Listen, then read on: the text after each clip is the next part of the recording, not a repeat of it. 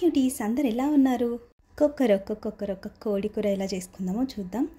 ఈ non veg ప్రియులందరికీ ఈ కోడి కూర మీరు చేసుకునేటప్పుడు కొంచెం క్వాంటిటీ రైస్ కానీ ఎక్కువ పెట్టుకోండి. ఎందుకంటే కర్రీ కూడా చెప్తున్నా కదా, చాలా అంటే చాలా బాగుంటుంది. మీరు మేబీ నాకు తెలిసి ఈ ప్రాసెస్ ఇంతకుముందు అయితే ట్రై చేసి ఉండకపోవచ్చు అని నేను అనుకుంటున్నాను. ఏం లేదండి, చికెన్ తీసుకొని దాన్ని నీట్గా కడిగేసి దాంట్లో ఉప్పు, కారం, పసుపు, ఇంకా కొంచెం పెరుగు, కర్డ్ వేసి వాటిని అన్నింటిని కలిపి కాసేపు మ్యారినేట్ చేయండి. మీకు ఎంతసేపు అయితే వీలవుతే ఒక 1 అవర్ అలా చేయండి, లేదు అంటే ఒక 10-15 మినిట్స్ ఓకే.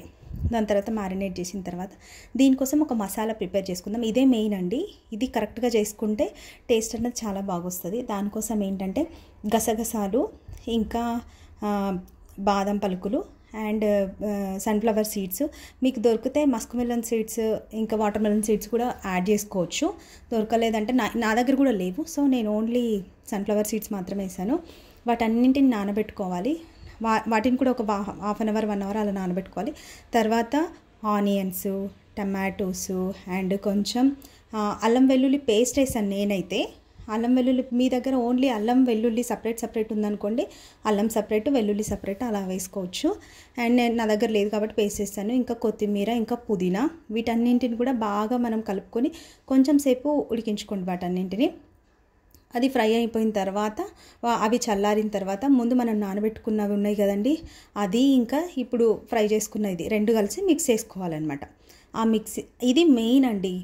ఇది కరెక్ట్గా చేసుకుంటే చాలా అంటే చాలా టేస్ట్ ఉంటుంది. తర్వాత ఒక బౌల్ పెట్టుకొని మనం అండ్ అందులో ఆయిల్ పోసి మసాలా దినుసులు అన్నీ వేసేసండి అందులో. దాని తర్వాత కొంచెం పచ్చిమిర్చి వేయండి. అండ్ దాని తర్వాత ఇంకా చికెన్, మనం మ్యారినేట్ చేసి ఉంచిన చికెన్ ఉంది కదా, ఆ చికెన్ మొత్తం అందులో వేయండి. దీన్ని చాలాసేపు బాగా మరిగించుకోండి. అది కరెక్ట్గా మీకు ఏంటంటే ఆ ముక్క మనము ఇదంతా ఉడికిన తర్వాత ముక్క మనం ఇట్లా అని చెప్పి ప్రెస్ చేస్తే ఇరిగిపోవాలి. అప్పటి వరకు ఇక్కడ వీడియోలో చూపిస్తున్నాను కదా, అప్పటి వరకు దాన్ని మరిగించుకోవాలి బాగా. అది బాగా ఉడికిన తర్వాత అది దాని తర్వాత మనం ఇంతకుముందు ఉడికిన తర్వాతనే ఇంతకుముందు చేసి పెట్టుకున్న పేస్ట్ ఉంది కదా, అది మొత్తం అందులో వేయండి.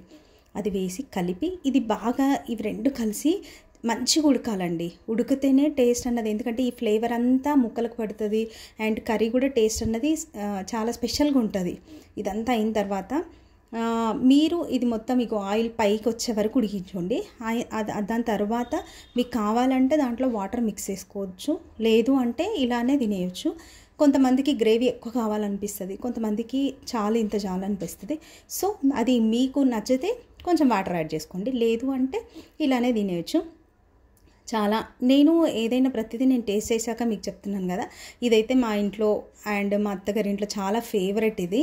ఇలా చేస్తే అసలు ఒక్క ముక్క కూడా మిగలదు. Trust me. మీరు చేసిన తర్వాత కామెంట్ పెట్టడం మర్చిపోకండి. కొత్త ఛానల్ని మీరు ఎంకరేజ్ చేయండి.